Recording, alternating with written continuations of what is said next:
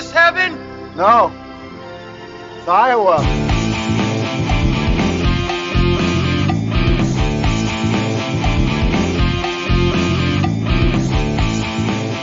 Am I to understand you've been still hanging around with Dr. Emmett Brown, McLean?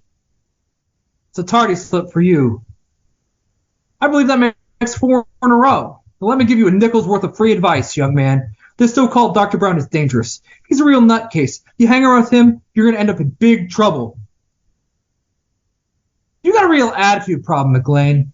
You're a slacker. You remind me of your father when you were here. He was a slacker, too. I noticed your band is on the roster for the dance auditions after school today. Why even bother, McLean? You don't have a chance. You're too much like your old man. No McLean ever amounted to anything in the history of St. Paul. Yeah, well, history's going to change. When we reach 50 episodes of this podcast, you're going to see some serious shit. It's Back to the Future on the Pod of Dreams. Steven Spielberg presents Back to the Future, a Robert Zemeckis film. Marty leads an ordinary life. No McFly ever amounted to anything in the history of Hill Valley. Well, history is going to change. And 1985 is not his year. But Dr. Brown is about to change all that. Are you telling me that you built a time machine out of a DeLorean? He's sending Marty 30 years back in time. It's a flying saucer from outer space! Now, he's trapped in the past. It's gotta be a dream. About to meet Chocolate. his future father. He's a peeping Tom. Wow! And he's making an impression on his mother. He's an absolute dream. And he can sleep in my room. Anything you do could have serious repercussions on future events. Now, he's got to make his mother and father fall in love. For crying out loud, I haven't even been born yet. And only Dr. Brown can help him get back to the future. Are you telling me that this sucker is nuclear? Precisely. Michael J. Fox. Whoa, this is heavy. Christopher Lloyd. There's that word again, heavy. Why are things so heavy in the future? Is there a problem with the Earth's gravitational pull? Back to the future. All right, Eric. Hello, everybody. Welcome to the Pod of Dreams. If you listen, we will pod. I'm Ben. I'm here with Eric. We are talking Back to the Future, which is number 2 on my top 5 favorite movies of all time list. So to recap, Eric and I have been going back and forth, starting at number 5, picking our personal favorites. We're ignoring any considerations of artistic merit and general artistic consensus. We don't care about any of that shit. We are talking about our personal favorites. And we got to my number 2 today, Back to the Future. Eric, I already know that you really, really like this movie. Are you like me in that you've seen Back to the Future more times than you could possibly count? Absolutely. I can't remember not having seen this movie. Like, I don't remember the first time I saw it. It's just one of those things that It's just in my memory banks, everything about this movie. But it is one of those movies that it's such a weird phenomenon when you watch something as a little kid and you have memories and you love it in a lot of ways, and then seeing it as an adult and how different it really is. Like, the whole thing is different to me. The parts I enjoy are just, I think, universal, but like there's so many nuances to this movie that I just did not get as a kid. Oh, a bazillion. It's loads. So, I mean, there are a lot of movies that are, I think sometimes you talk about movies that are almost like psychological comfort food. You just watch them and you're happy, and they make you happy to watch it. And it just feels good to see it again. And I think like maybe Inception's like that for you, or Heat. Movies you just like feel good to watch. Now, there are actually a lot of these movies that I've had for a long time, and some of them are like, Flight of the Navigators movie I loved as a kid, but it didn't age with me. It stayed in the past. It didn't grow with me, and I was done with it, and I outgrew it. And some kind of change, and sometimes I like them for the same reason. This is a movie, it has stuck with me since I've been a kid. I've never not loved it, and I've watched it, and the movie's kind of grown and deepens every time I watch it, and it's stayed with me. At the same time, it's like the second I just see the clocks ticking in that intro, I'm like, all right, the clocks ticking to start the movie is unbelievable. What an amazing way. It's sort of a movie about time travel. Like, incredible shit. Yeah.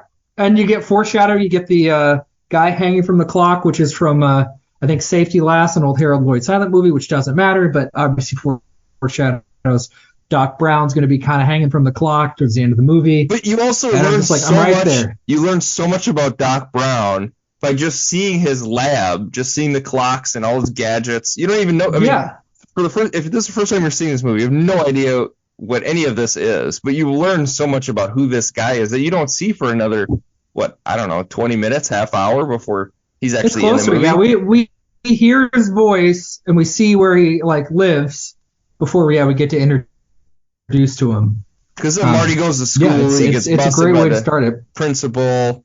He meets his girlfriend. I mean, there's all that before he even hooks up with Doc. Yeah, we meet all the other characters that we see. I mean, we get to see Biff and his family and his girlfriend and his life before we see Doc Brown. But it just sets the stage so well. And Marty as well. We see him walking in. We get his shoe level shot. So he's walking around, and we don't really see his face until after he plays the little mini guitar, gets blasted halfway across the room. The pick is shining, and he shreds, and it blows up. It's unbelievable. What an incredible way to start a movie.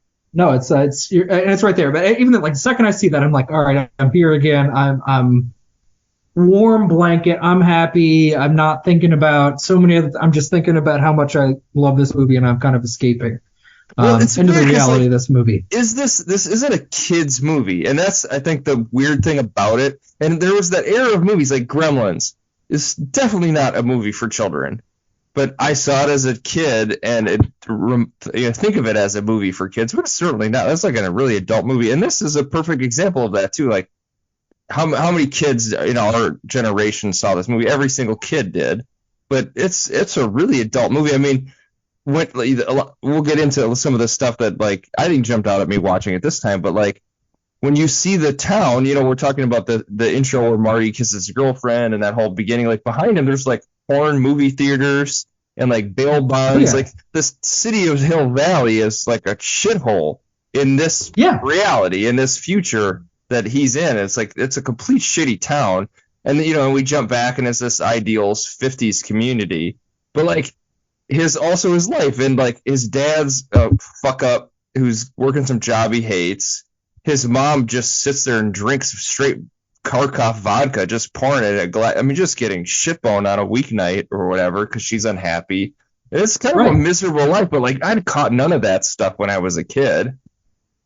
No, I didn't. I mean, it's weird. I can kind of remember finally understanding bits over the years. There's times at some point I watched it before I had this realization.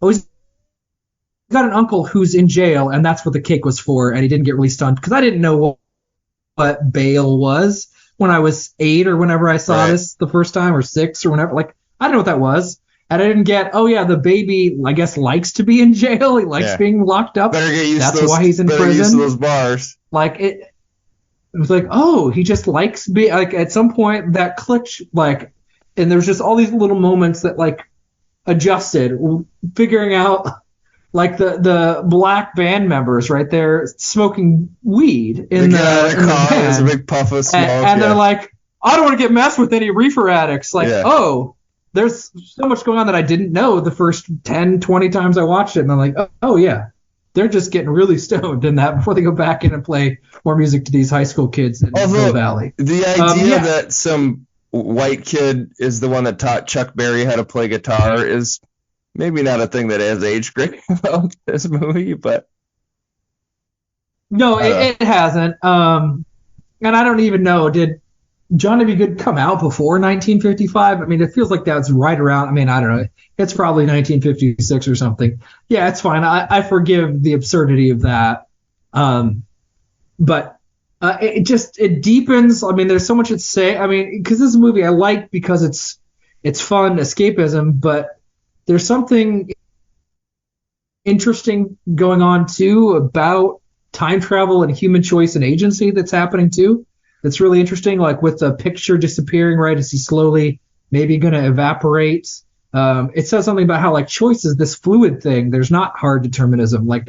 He hadn't made a choice yet. He was still oscillating even after he punches Biff. Maybe George McFly is going to go back to being a dweeb and a guy without confidence, and it takes a while until he finally makes the choice, and then time locks into place. But up until a little while, there was this moment where he hadn't decided yet.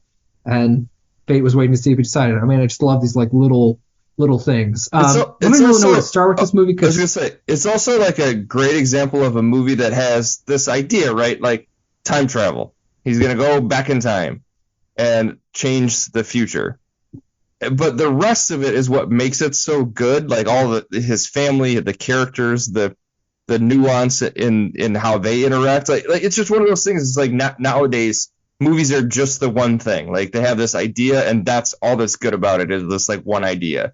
Whereas like this movie has this incredible time travel idea, like E.T.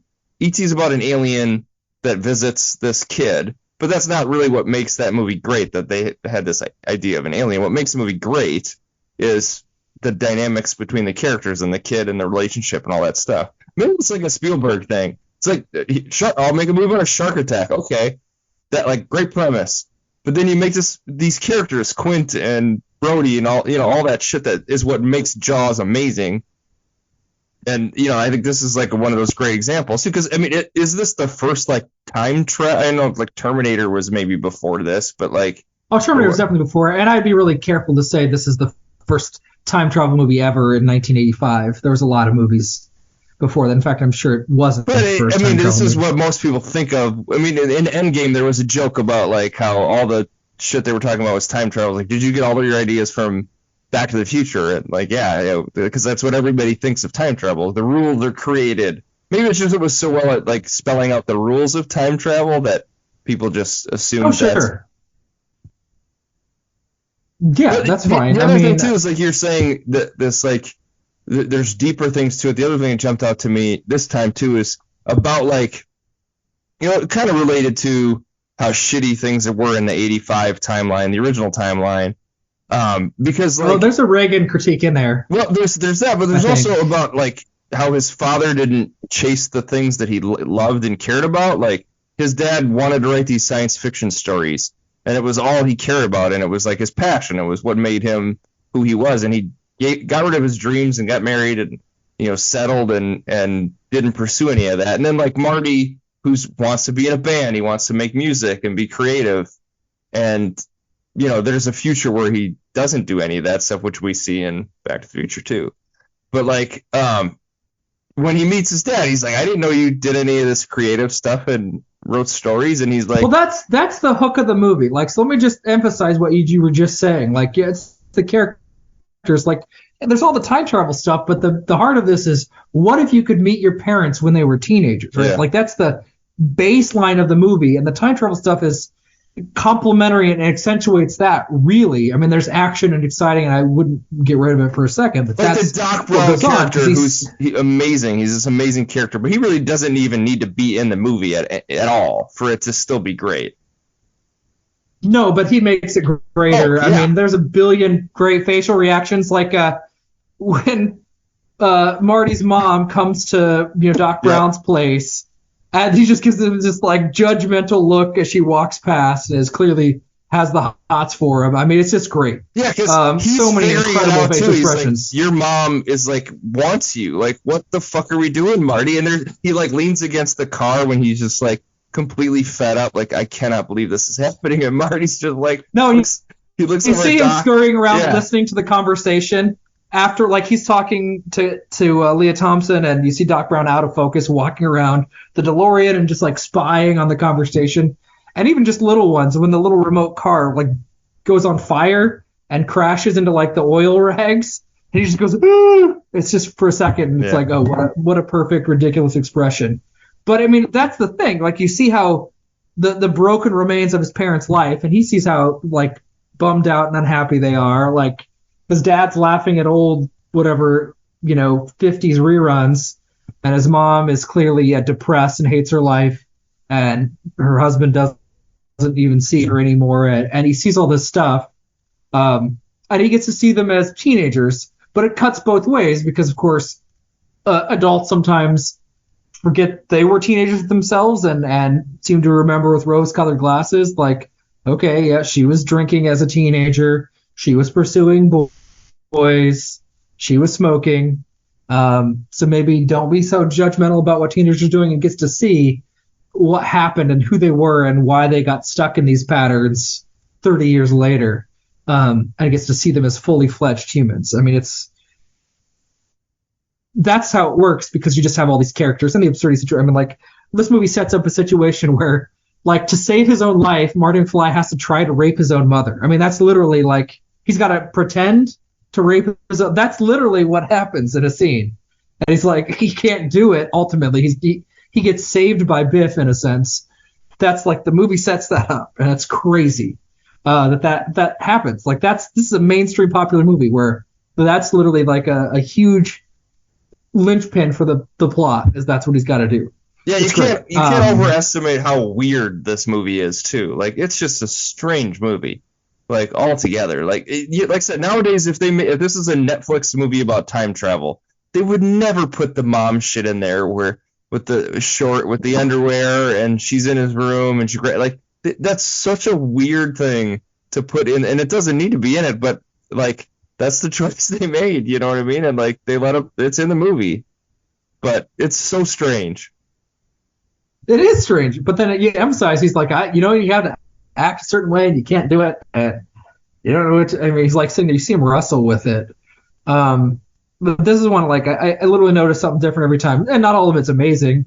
I don't think I've ever noticed the Goodyear, like, there's a close-up when I don't remember, I think it's after Marty is trying to get away from the Libyans, and he's like doing a donut or whatever, and there's just this close-up of a Goodyear tire. It's just the 1 second where, like, it goes right to the camera, and it's just like, oh, here's a little Goodyear product placement for Goodyear tires right in the middle of this movie. Just one good look at it. There's just a lot of great characters in this. Like, Pepsi paid tab, a lot of money. Pepsi Zero, like, can't give you Pepsi a tab. free. You want a Pepsi, pal? You're gonna pay for it. Anyway, all kinds of stuff. But the scene after, in the diner, Marty confronts Biff, and Biff ends up crashing into the manure. Right, and Marty's goal is to get his mom interested in his dad. And you see Lea Thompson, like, even more enamored with Marty. And then out of focus, you see George McFly look around, and you see it look like, I can't compete with that. How am I supposed to compete with that? And he just slinks off. You see him walk off through the crowd. I've never noticed it before, but he's like, what the? He just, like, owned the school bully, and he just wandered off. And you just see the sad look, and he gets crushed. It's great. It's just this great, subtle little, like, okay, here's the character. He's just walking out of frame, out of focus. It's like, I've never noticed it before, but it's in line. How would you compete with that? You just look like a dope. Well, so I mentioned Spielberg. Like, this is another one of those where before the credits even roll, it's just presented by Steven Spielberg. You know, like, I mentioned Gremlins. How many movies did he just sort of shepherd into existence where it's like he put his name on it? I looked at his producer credits, it'd be insane. Like, yeah. Like, let's look at all of his. He doesn't get enough credit for that aspect of his career. You know, I mean, he's obviously a great director or whatnot, but like all these amazing movies where you think they're Spielberg movies, they aren't. He just produced it or put his name on it. But there's times where it feels Spielbergian a little bit. Yeah. I mean, the action sequences, for sure. And you know, the soundtrack is so great. Like, Biff has his own little riff inside, and there's just the main triumphant theme, which just, I mean, I just love hearing it. It just makes me happy to hear that. Is it John Williams? It's not John Williams, I don't think. I don't know who did it. Let's look it up. It's got a great score, for sure, whatever that score is. Do you know, so was this all like an original Zemeckis idea? Did he come up with this time travel shit, the whole thing, and then? Yeah. I mean, I think he talks about it. It started with the relationship part of this. What if you could see your parents when they were kids? What would it be like? Because there's some stuff where we compare the 80s to the 50s. The 50s looks really nice and clean and bright, and the 80s is like dark and depressing. And that's there, but it's really just, what were your parents like when they were teenagers? How did they become who they ended up being when they, gave birth to you and raised you? I think he built that up around them. But I mean, he wanted to work on this for several years before it got made. It just didn't seem to be racy enough, I guess, by 80s standards. Yeah, I mean, it's his original concept. It's incredible. because he wrote 1941, your favorite movie of all. That's your number one, right? Yeah. And well, I didn't want to spoil it, but yes. He wrote Used Cars. I've never seen that. Is that worth seeing? I've never seen Used Cars either. Okay. I mean, Zemeckis is one of those guys. I probably need to. I think Used Cars did well enough to let him make the movie. No, it's Romancing the Stone, which is a fun Indiana Jones ripoff. It's not amazing, but it's good. I don't think he wrote that though. Oh, you're talking about writing credits. Got it. Yeah, he did Romancing the Stone in 1984, and then Back to the Future 1985. Yeah, you're talking about. Let's see. No, I mean, I've not seen Used Cars. 1941 must have been his. That's how he and Spielberg hooked up. Oh, sure. So, and we did Who Framed Roger Rabbit. That's another Zemeckis movie. Well, yeah, I mean, he got the thing where he got really into CGI. I've never seen I've only seen part of the Polar Express. And he kind of got really into. Right? Did he make Beowulf? Like he did all the 3D shit. Oh, that was him. And he did Flight, which isn't a great movie, Castaway. But the action sequence with the plane is great. Yeah, I mean, he did Forrest Gump. I mean, he's done a lot of stuff. He's done a lot of shit, yeah, for sure.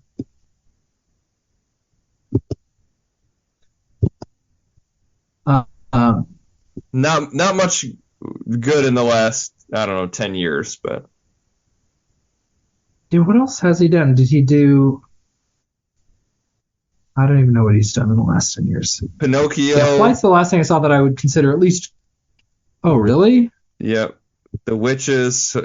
Welcome to Marwan. He's done some real woofs in the last 10 years. Oh, okay. Welcome to Marwan. It's the fictional version of the real story of the person who built like a big complicated model set in their basement. Okay.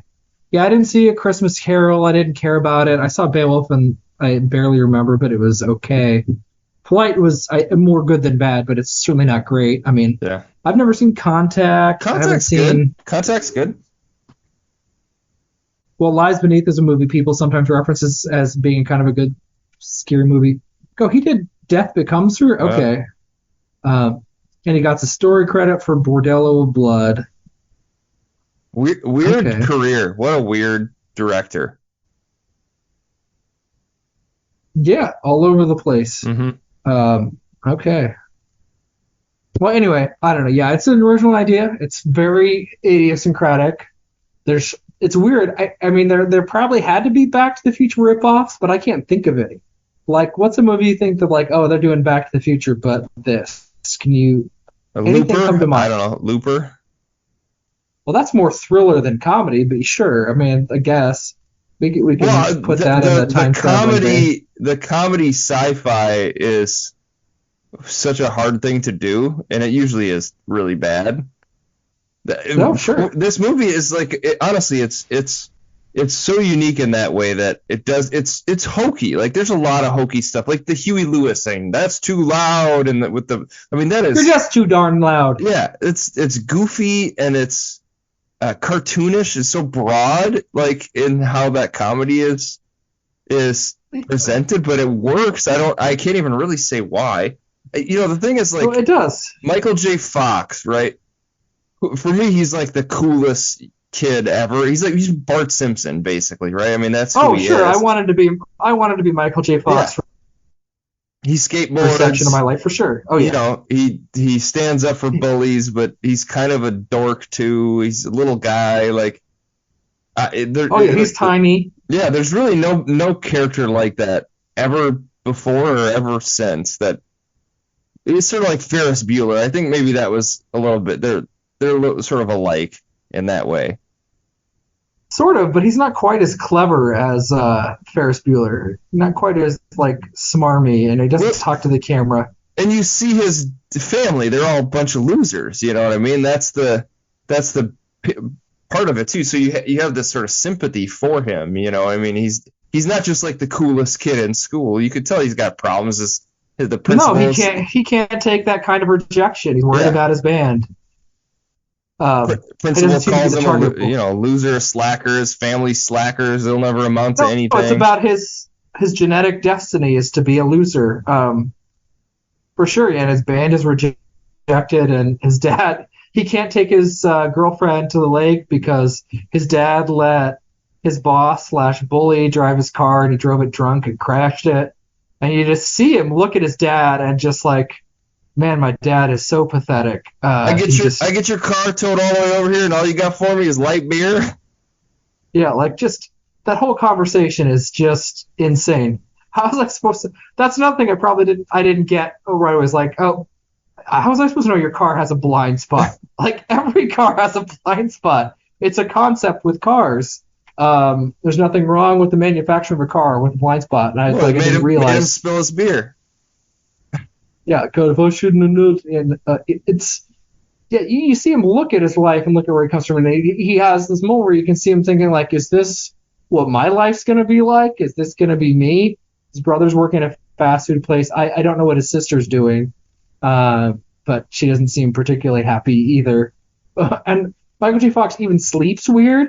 I used to think the way he slept was so cool, like passed out awkwardly. It doesn't make any sense to me now, but it's like, oh, look, that guy sleeps cool.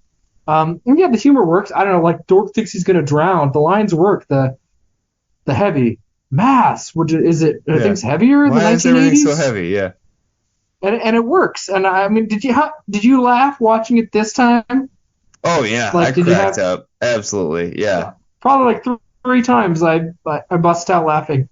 Usually from Doc Brown, and I guess it's the writing and everybody's so perfectly cast. I mean, it's a situation where I think there's really not any role I can imagine it working with a different actor. Like I just don't see how. I think Leah Thompson lays it on a bit much. A bit much. Just with all the dreamboat stuff and everything. Yeah. The way she's acting with Calvin Klein and how she's just totally in love. It's a bit much. And maybe it's because like we also see her dress up as like an older woman, and I think she's laying it on heavy in that scene too, when she's making the cake. Oh, I guess your uncle won't be coming out of jail. We gotta eat this again. Yeah. By ourselves. I think even down to like the drunk guy that's on the bench when Marty comes back to 1985. Could you have a more perfect, just random drunk person on the street? Crazy, drunk, dry. I mean, could you put somebody else in that role and have it be as good? No. Well, even like Biff, like that guy, like who? Oh, Tom Wilson is incredible. Yeah. I'm always like bummed out that he didn't have more of a career, because like he's great in this role, and he's got a kind of recurring role in the show Freaks and Geeks, which is one of the best TV shows ever, and he's incredible in that role. But like even the comedy with Biff, like the Make Like a Tree and Get Out, like that's so stupid, but it's funny. And also the scenes and they do it, I think, twice in this movie, and they repeat it in the second one. We could talk about Back to the Future too. That movie is fucking awful. Like I watched you and I disagree. It is about awful. You rewatched it. No, I didn't rewatch it. Now we actually I watched the first two with my kids like in September. So recently saw this. I watched it again. But anyways, like where he trips, where Marty trips Biff, and then he's like, "Yeah, I got it." And then Biff stands up, and he's like way taller than him, and the look that Marty gives of how much, like, dude, that's such a broad comedy, like slapstick joke.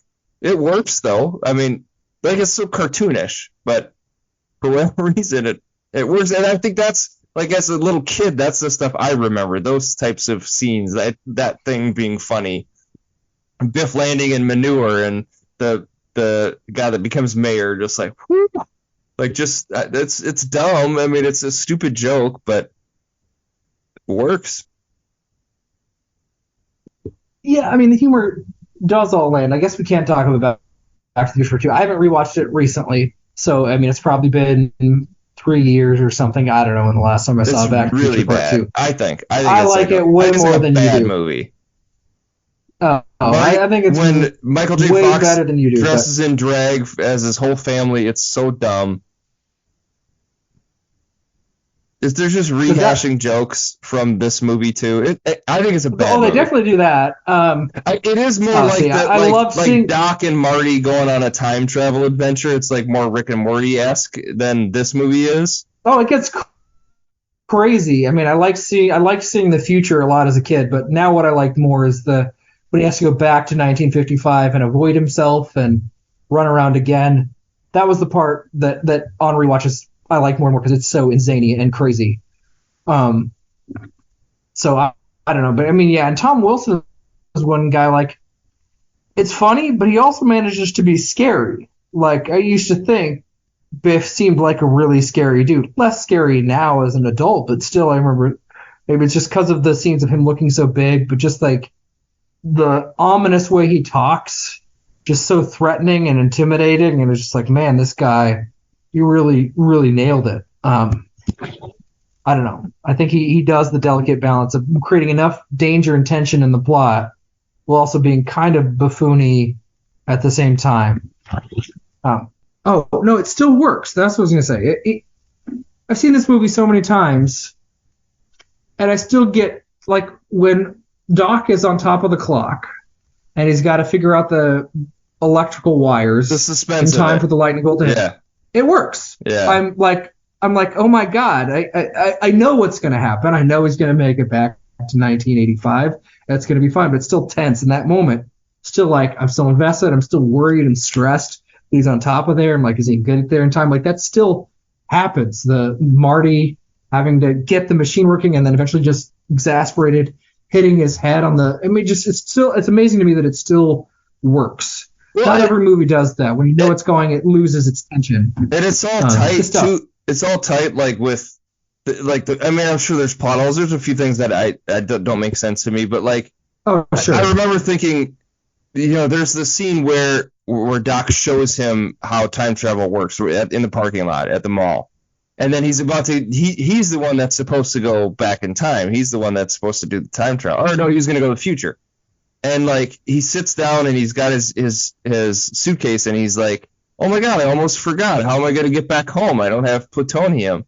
And then the Libyan guys show up but I remembered, like, I was like, oh wait, that's right. That's why Marty can't just come back, because Doc forgot to put the plutonium into the car before he was going to do the trip. So it's like they even thought that through. It's like, okay, so we need to get Marty in the past, but he's got to be stuck there. So how would he be stuck there? Oh, well, let's assume Doc forgets to put, an extra set of plutonium in there. All right, well, that works. And it ties it all up together. You know what I mean? Like, where there's these things that need to happen, but story-wise, they actually make sense why it doesn't happen. The one that jumped out to me that doesn't make any sense. Why does Biff and George, why do they work together? How like, in what world do these fucking guys from the same high school, like, who they're, he's picked on, he doesn't like him, he did his homework and stuff, but like, where they would end up working at the same company where George works under Biff, like, that doesn't make any sense. That's ridiculous. Well, I mean, they got married young, had kids young, and got a job somewhere in town. But Hill Valley is not like some like country ass town. It's like a suburbs. But it's pretty small. It's a pretty small town, I think. I don't know how big you think it is. It doesn't look too like Sears or JC in the 80s. They don't have the.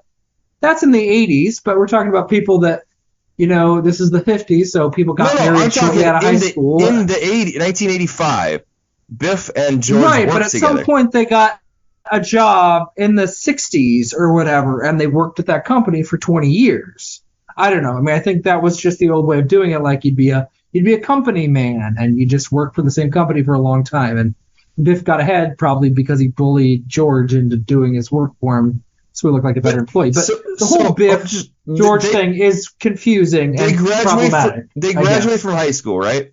And in the original timeline, George punches Biff. Or no. In the original timeline, George doesn't punch Biff at all. Biff must have continued to torment Lorraine, but she still falls in love with George and they get married and have kids. Does Biff and then George and Biff work for the same company? Does Biff never pursue Lorraine at any point after high school? Like, that whole thing is weird. He probably did. I don't know. I mean, he says to Marty, "Say hi to your mom for me." You mean that's not explored or explained. Their whole relationship is weird. Because then when we get the new timeline, the relationship is flipped. Biff doesn't work, but he's like, he's cleaning his car. Is George paying Biff? Yeah. Is George paying him to like wax his car? Is he his personal assistant or something? Yeah. Biff got hit so hard that he becomes pathetic and a loser. That's kind of what it looks like. He brings in the box. "Oh, George, here's this box. Yeah. I think it's your new book." And he's so excited, and it doesn't make sense to me. He seems like a guy that, would have probably ended up like drunk working in a manual labor somewhere. Sure. I mean, the whole thing. So like, Crispin Glover was frustrated with the end of Back to the Future because after the timeline gets adjusted, and it's hinted at earlier in the plot, like everything is referenced perfectly from like, we're in the mall. I remember when this is nothing but cornfields or farmland. And then we see him go from the mall to, it's all Old Man Peabody used to own all this land. Yeah. And he had a weird thing about like breeding pine trees. And that's when Marty crashes his car. He's like, "Oh, you hit my pine. Get off my pine trees." What'd you do? Yeah. What'd you do to my pine trees? Right. Yeah. It's all for sure. But there's a scene before Marty goes back to 1985. And Doc's like, Marty, did you take care of your pop? And I was like, "Yeah, you should have seen him. He hit Biff in one punch. Took him out cold. He's never stood up to Biff in his entire life." And Doc Brown's like, "Wait, not once?" And he pauses and thinks for a second, and Marty looks at him, and he's like, "Never mind," and they have to move on to doing all the stuff to get Marty back to 1985. Hints that something shifted crazily. But the reward is his family is now rich. I guess kind of a dick to Biff now. Now the roles are reversed. Biff is now pathetic, and they're rewarded financially. So yeah, he's pursuing his dreams, but he's also just making a shitload of money. It's weird. It's a weird like financial reward. I don't know. This always bothered Crispin Glover, and it kind of makes a little sense to me. And it's especially when you look specifically at George and Biff's relationship. It is weird. You just, I guess, have to assume they're stuck in the same behavior patterns, right? Like he's doing Biff's homework for him in high school, so Biff is able to graduate high school even though he's dumb. And well, he's also being rewarded for physical violence too. You know what I mean? Like, right. He's punching another person, and his whole life is better because he did that. Or is that the message we really want to said? Right. No, it's a fair thing. Although in his sense, he is stopping a guy from raping a woman. So I would say punching somebody who's about to commit rape is justified violence. So I would say that's my hot take. I'd agree with that. But it makes him a great person that he did it, and it gives him confidence. And hey, you should run for class president. I don't know. It's a weird thing, and of course they live at the exact same place. And Marty gets now a nice big truck to drive that's brand new to take, his last to the another lake. Reason that Back to the Future 2 sucks is that Crispin Glover. I think you told me this, or maybe my brother did. That he wanted nothing to do with it, and they used the footage of him without his permission, and they actually had an actor that is playing him that you can't really see his face, right? And so didn't he sue them? Right, he's in like Crispin Glover makeup. Yeah. Yeah, he won. Like they used his likeness without his rights. I cannot believe they did that. Yeah. And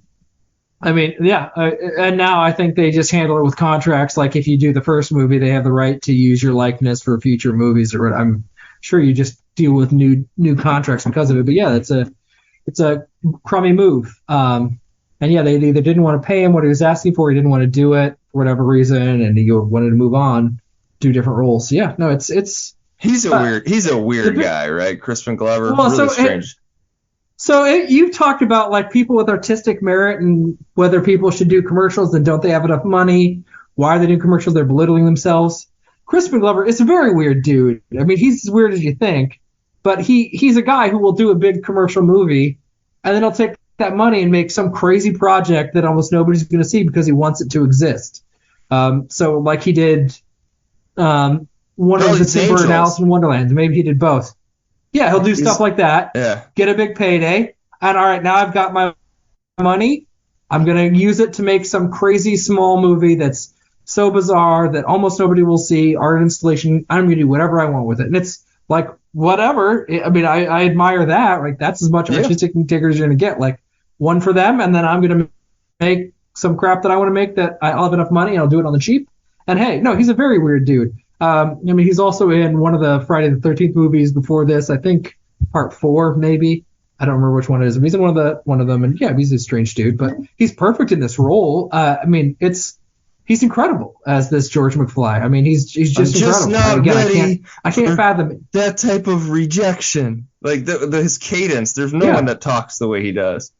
Like, I'm your density. I mean, your destiny. And just his eyes are so intense, and he just looks so scared, so bad. Well, good.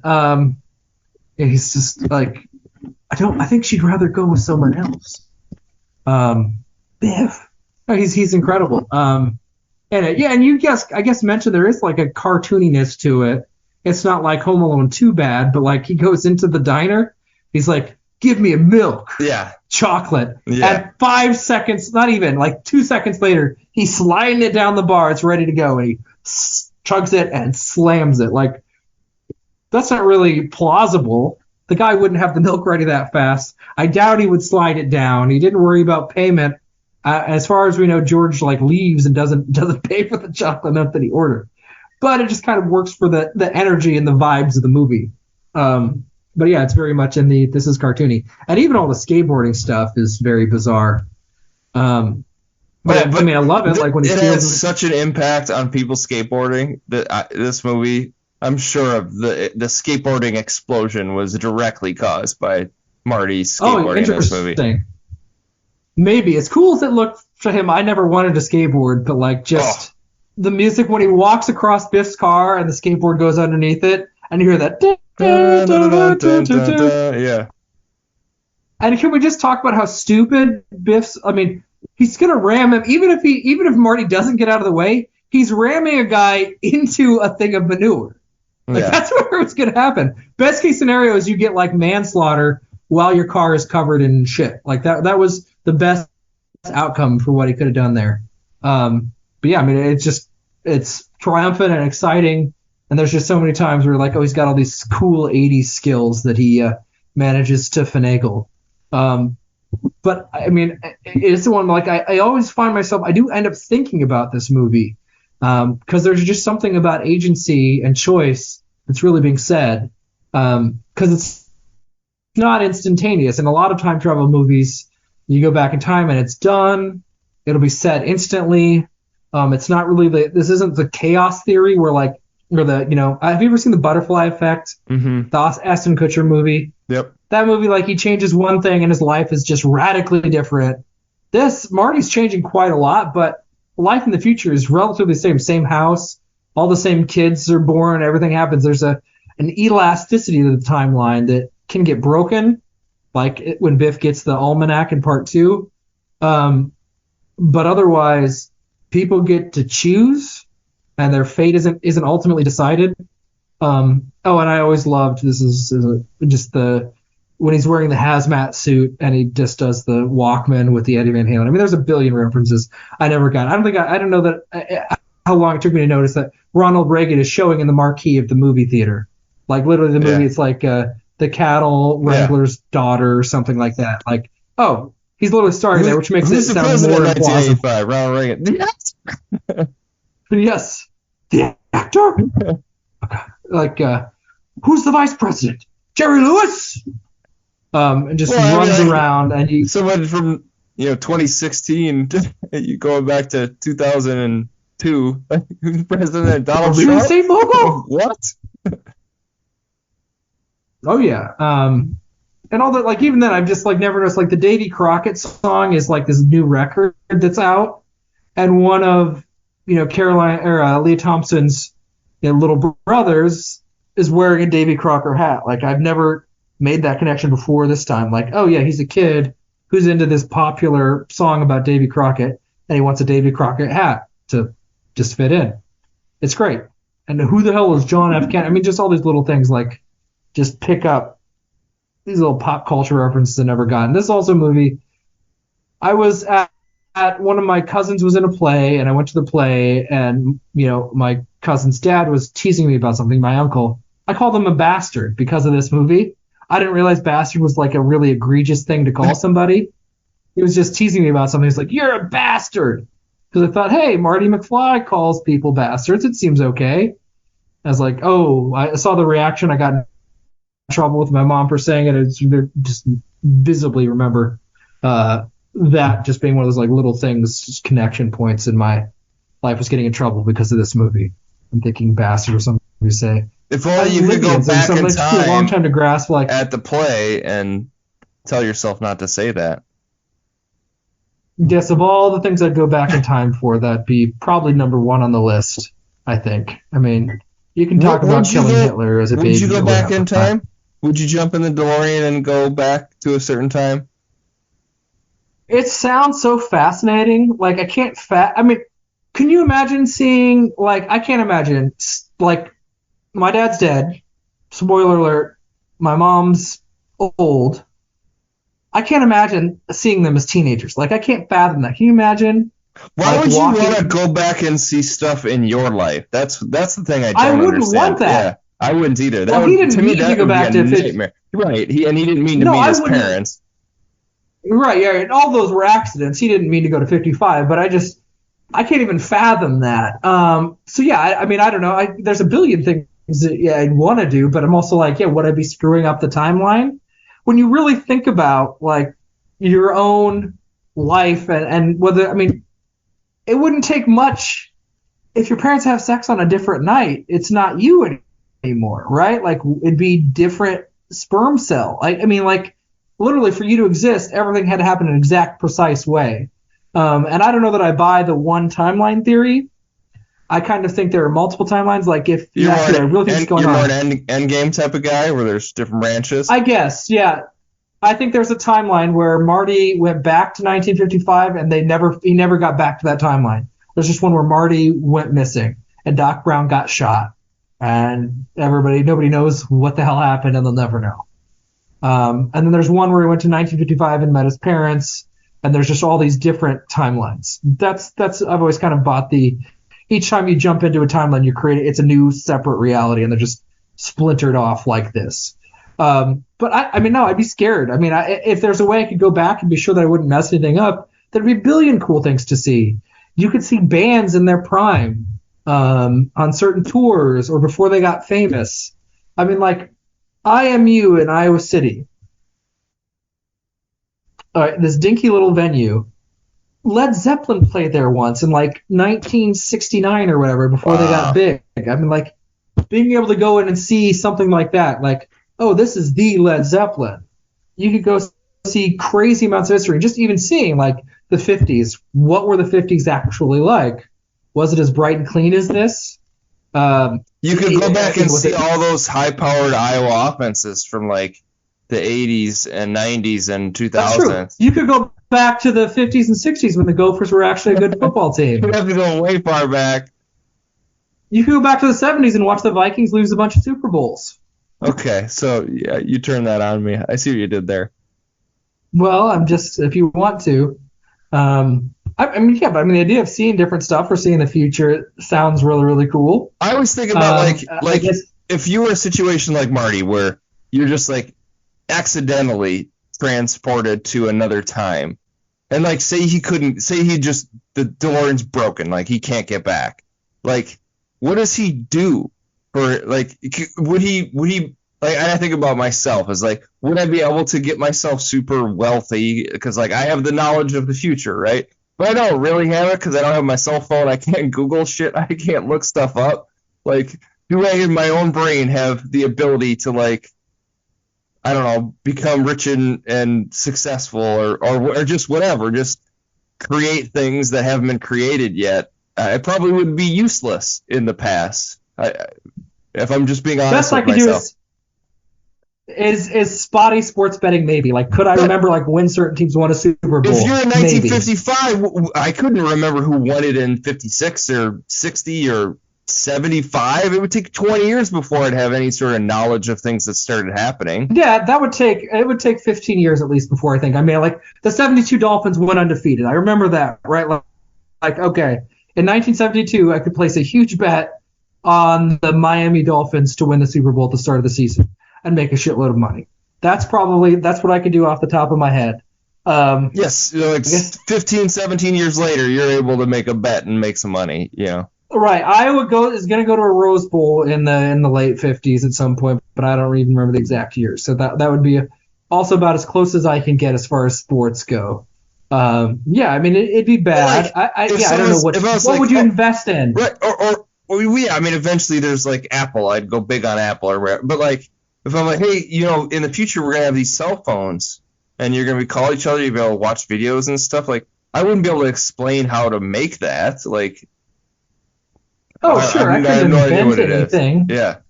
No. Yeah. I mean, there's this thing called the internet. I would be thinking. Like, well, what is that? It's a computer. What's a computer? Like, I wouldn't be able to explain that to anybody.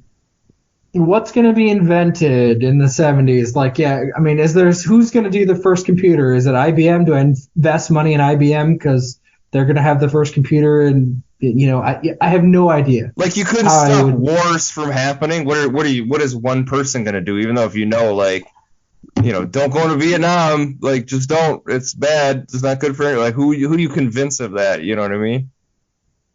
Yeah, nobody. I mean, you'd have to like get in JFK's administration and then like, hey, LBJ, I'm not a yes man. It's just gonna be really bad. Don't do it. Don't get involved in Vietnam. A lot of people are going to die, and it's going to be expensive and shitty. I don't know. Yeah, you can get into politics. Obviously, you have to deal with the rampant racism because, of course, segregation's still going on, in huge chunks of the country.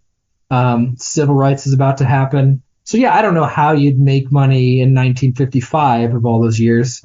It just makes me feel useless. It's like I would theoretically I'd have all the knowledge of the future, but I really don't. I don't have any knowledge of anything. Well, it also showed this movie like one of those things is just how relevant just being in the culture is to knowing how stuff works, right? Like Marty's trying to open a Pepsi. He's trying to twist off the cap. Yeah. So he's like, how do you work this? How do you get this off? And George just comes in and like, oh, there are these built-in bottle caps in the 1950s. You just pop them off. It's easy, but he just doesn't know because he doesn't have the cultural reference point, so he doesn't know how to do stuff. So there's a little bit of that, too. It's like, I guess we think of them as retrograde, but there's those little ways they did stuff. Oh, like another thing I noticed, like when he's writing the letter to Doc Brown, he's got a pen, but he's got to put ink in the pen, right? It's not like a ballpoint pen where you just have ink. He's got to put ink in the pen so he can write down the message to Doc Brown to save his life. Like I've never noticed. Oh yeah, literally you're seeing the bottle of ink because you'd have to like handwrite everything. You couldn't type anything. I'd be screwed because my handwriting is just utter dog crap. So it'd be like, oh, how do I write stuff? You have typewriters, if anything, and you can't. There's no deleting and going back. Phones are everywhere. Like it's just it'd be insane to even be in the 50s. But it'd be fascinating to see like things at their height when he says, "Oh, he'll say what they do to the place. It's brand new." It's such a bad joke, but it kind of works. This is one of those ones like obviously it is new. You would think he would know that in 1955 the high school was a new building. Yeah. But he's like, oh gosh, they cleaned up the place. Okay, fair enough. But I did so. I found a world famous movie critic, and this is what they wrote about Back to the Future. Would it be polemic to call this a perfect film? Admittedly, I've watched it so many times that my judgment is suspect, but it has a sort of sublime symmetry in which almost every line of dialogue and situation repeats itself in different contexts to great effect. The film pulsates with its 1980s cultural aesthetic, but rather than being a problem, this is one of the film's most endearing qualities. Add to that several brilliantly conceived and acted characters centered around the chemistry of Michael J. Fox, dorky Marty McFly, Christopher Lloyd's wacky Dr. Emmett Brown, and I cannot conceive of not loving this film another 28 years in the future. In fact, I can't really conceive of anyone not at least liking this film. So for one of those weirdos who doesn't, be warned, this is a gushing review of Back to the Future. You should probably stop reading right now. I won't go, and there's a lot more. This world famous critic really gushes about the movie. And this is actually, I wrote this a long time ago when I was aspiring to be a Brian Eggert, before just realizing I was a failure. But I mean, I've loved this movie a very, very long time.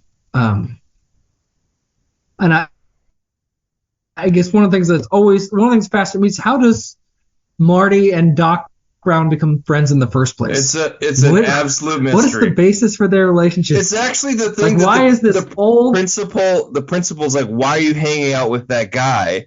It's the one thing the principal says is like good advice. Like, yeah, why the hell is this high school kid hanging out with? Why does the principal know about this though? Because it's obviously some weird situation that, like, Marty, you're a high school kid. Why are you hanging out with this weird doctor guy? How does Strickland see the two together? Are you still? I mean, how does he know that? I don't know. It fascinates me. Yeah, I don't have a whole lot else to say. I mean, it's 5 stars for me. It's a perfect movie. It's a perfect, like, sci-fi comedy family 80s movie. Doesn't get better than that. Yeah. I mean, all these things coalesce into a laser precise comedy which masterfully bends wit, humor, and pathos in a funny, smart, and literally endlessly entertaining film. In short, it is perfect. 5 out of 5 for me. Yeah, this is long ago, right before I had my first kid, Eric. I was living in uptown Minneapolis. Had a night to myself, and I walked to the Uptown Cinema, put in my I still had an iPod back then, that ancient device, walked to the theater, which was having a midnight screening of Back to the Future, ordered a Summit EPA, sat there and watched Back to the Future, and it was just an incredible night. A+, 5 out of 5. Great way to spend the night, spend an evening, and then walk back. I've never seen it in the movie theater, so that's really cool. Yeah, this is great. And I don't think Uptown Cinema is around anymore. I think it might have gotten bankrupt because of COVID. I'm not sure, but I think it looked like it was shut when we were last in Minneapolis. I'm pretty sure I saw Back to the Future 2 in the theater, because I remember there was this rumor amongst my friend group, and this is how stupid, like, fourth graders are, is that they were giving out hoverboards at certain screenings. If you went to the movie, you could get a hoverboard, like, from the movie, like an actual working hoverboard. It was this rumor. Maybe it was just among my friends and we're all dummies, but I remember going to the movies like, did they give out the hoverboards yet? Do we get one? Like, no, they're not. They don't exist. We're not giving out hoverboards. I do miss, like, the days where you'd get insane rumors and you couldn't verify them. Yeah. Like, video games especially would have crazy rumors like, oh, you can unlock this or do this thing. And it was just, like, made up nonsense and it wasn't true, but you didn't have any ways of verifying it.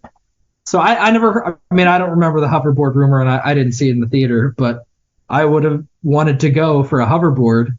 I mean, the hoverboard seemed like, as cool as the skateboarding was, the hoverboard looked like the coolest shit of all time to me.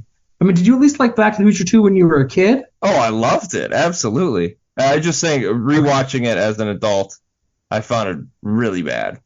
I mean, the thing I don't like about Back to the Future 2 and 3 is they add this weird thing where Marty McFly can't handle being called the chicken all of a sudden. Like, if you question his manhood or masculinity, he just, like, will do anything. Yeah. Like, wait, there's so much about 2 and 3 that is actually, like, there's bits of it in the first movie. Like, oh, they took this, the history of Hill Valley. Okay, we've got a Western about the history of Hill Valley. Okay. I mean, we got stuff about him going to the future. But boy, he's just like, can't handle being called the chicken. Punch that cop, Eric. Oh, you're not going to do? What are you, a chicken? You can call me a chicken, Ben. Ooh. You punch it, like, is there no limit to it? But I do like Flea. I mean, he's a fun addition to part 2, I think, but maybe disagree. But yeah, 5 out of 5 as well. Should we dive into our 5 degrees of separation? Sure. Yeah.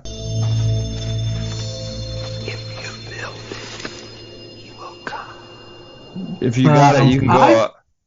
I've got it. So there's a lot of really tiny roles in this movie. Like Billy Zane has a very bit part as one of Biff's minions. Yep. In part 2, we get a little bit of Elijah Wood, and there's all these little ones. But the one I went with is this is the first time I've actually really had the, like, flash of recognition. There's the guy after George is at the Enchantment Under the Sea dance, and he's, dancing, this redheaded kid comes in. He's like, "Scram, McFly, I'm cutting in." And it's this redheaded dweeb, and I'm like, man, I recognize this guy. What do I recognize from? The actor is Courtney Gaines. He's in a few 80s movies. He's in Children of the Corn, the first one. He's like the older one's like, Outlander, we have your woman. Anyway, he's also in The Burbs, which is my connection movie here. So he's in and he's in a few other things. I mean, he's just kind of been around a bunch. And never been a big superstar or anything. But Burbs is one of those movies I've not seen in a long time, but boy, do I really need to rewatch it. And then, so Burbs have a lot of great roles, but I'm going with Bruce Dern, who's one of the creepy neighbors that lives next to Tom Hanks.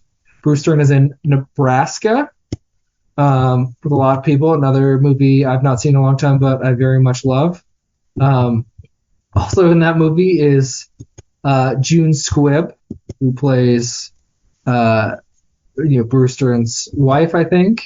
And June Squibb is in Hubie Halloween, an Adam Sandler comedy from 2020 that I've not seen, I know nothing about, and don't ever plan on watching unless you pick it for this podcast.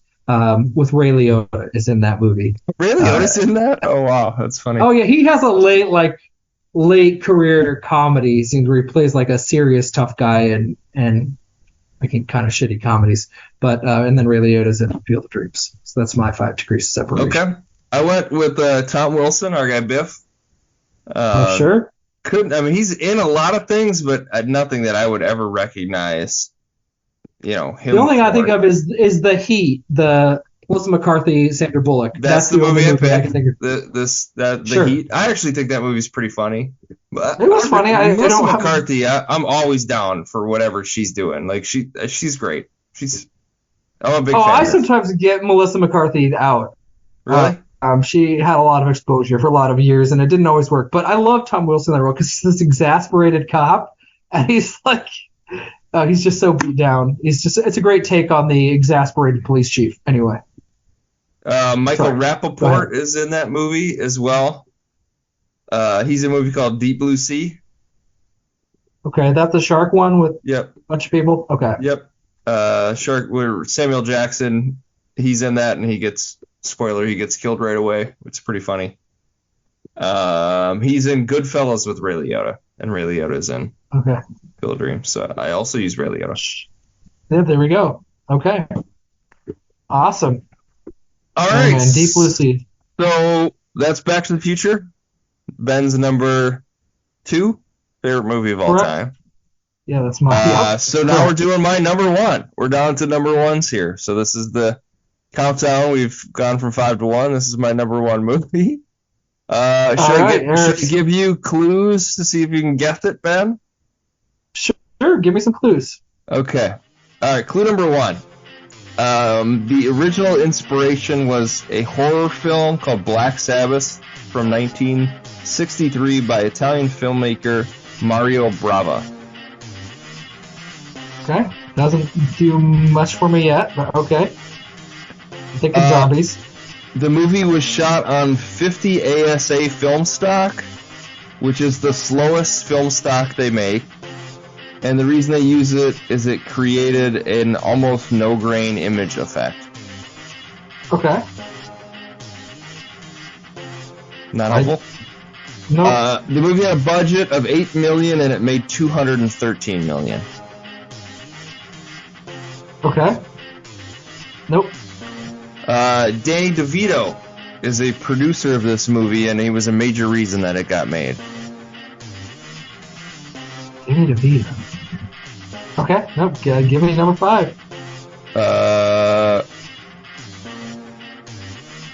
It's not Den of Thieves. I'll give you 6. I'll give you one more because I thought it was kind of interesting, and then I'll give you the one that you'll probably get it from this one. The one I thought was interesting is that one of the producers wasn't Danny DeVito, but a different producer, a famous producer, wanted Daniel Day-Lewis to play the lead, but the director of the movie refused. Wanted somebody else. Oh, okay. Okay. Okay, this one should give it away because it says a lot about the director. So the director convinced his co-writer to forfeit his agreed-on co-writing credit and accept a story by credit so that the line written directed by blank could be used in advertising and on screen. Is it Pulp Fiction? It is Pulp Fiction, yep. Okay. That's correct. The horror thing threw me way off. I was just so flummoxed. Like, the what? Based on a horror movie? You said it was based? Yeah, inspiration was a horror movie from 1960. Yeah, apparently Roger Avery, who is the co-writer of Pulp Fiction, had originally had this this short idea of these different stories that came together, and I guess that movie, this horror movie, has like 3 parts that come together in different times, and that's where they use that idea. Okay. But yes, my number 1 favorite movie of all time is Pulp Fiction. That really is like, I kept thinking of horror movies. And I was so confused about the horror movie angle. But okay, the structure is what sort of inspired. I think so. I don't know. I might need to check out Black Sabbath from 1963.